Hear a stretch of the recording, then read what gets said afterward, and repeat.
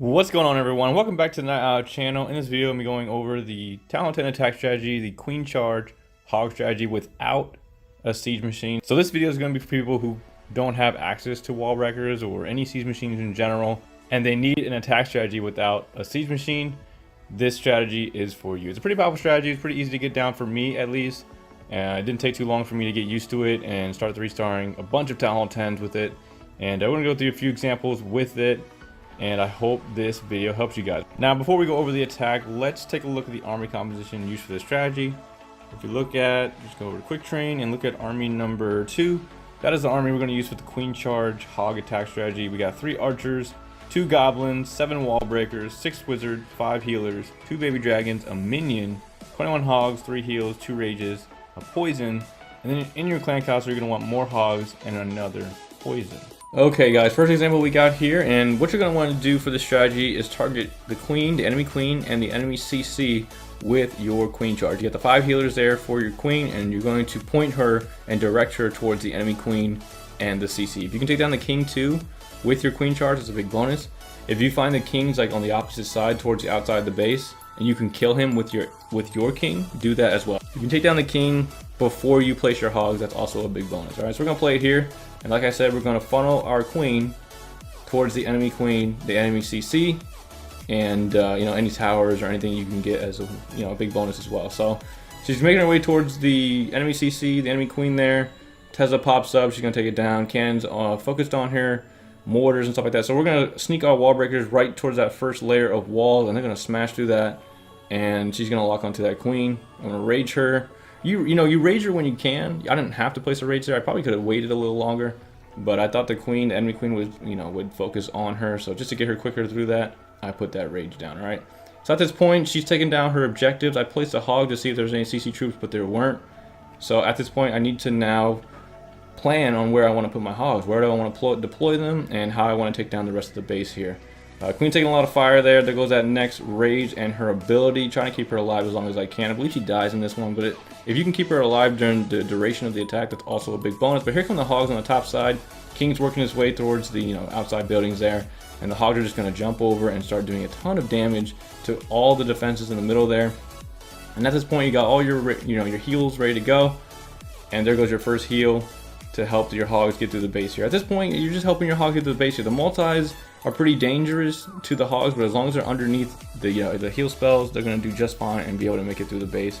As you can see, I got one more heal left. All I need to do is clear. I mean, the base is pretty much wrecked already.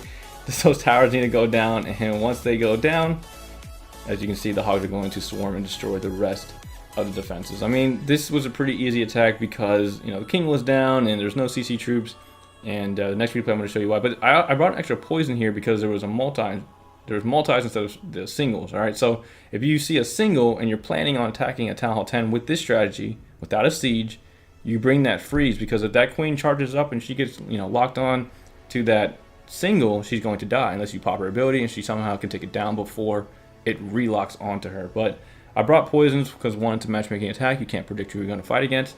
And then, of course, because there's multis, I don't have to worry about her getting zapped that easily. All right. So I'm going to speed through the rest of it here. And as you can see, the hogs clean up the rest of the base. They just kind of overpowered it. There was no surgical placement with this one. It was just an overpowering. Okay, second example we have here. We got single Inferno Towers instead of the multis. Not the strongest base to go against, but good enough to demonstrate how to take down singles when you're charging right at them. All right, so we're going to play it here. And same process as before. We want to funnel our queen towards the enemy queen and the enemy CC, and they both happen to be right next to a single Inferno Tower, so you got to figure out how to take that down without it frying your own queen. All right, because if the queen can stay alive during the duration of the attack, it makes it stronger. You got that extra, cleanup power. You got that extra power for defenses, all that distraction, whatever it is, and stuff like that. As you can see, I dropped a test wall breaker right before dropping, 3 or 4 wall breakers, and I break through that first layer pretty easily. Rage is going to go down and help that queen get through the first layer of defenses. All right, she steps up towards the single, and the single starts to lock onto her. So I'm gonna drop my freeze on that single right before it charges up, and I'm gonna let her do a little more damage to go because of that second rage. Because I want her to focus on that single really quickly, and she takes it down right before it charges up, and we are good to go. CC troops are coming out, and she's gonna take those down, and now we are ready to place our hogs again. I'm not going to go with the surgical placement with the hogs on this one. I'm going to go with an overpowering, kind of have them all stick together And the reason that is because the surgical placement wouldn't have been as effective because of this bomb tower. So I wanted them to go all together so I can heal them all together and stuff like that. I guess I could have done it, but I felt safer using them all together at once instead of surgically placing them around like you see in some of the other hog, strategies and stuff like that. So as you can see, majority of them come down. I'm thinking. I still have 5 left over right there. I'm like, should I place them with the majority of the hogs, or should I place them on the back side here? But I was like, I don't want them to get picked off too easily.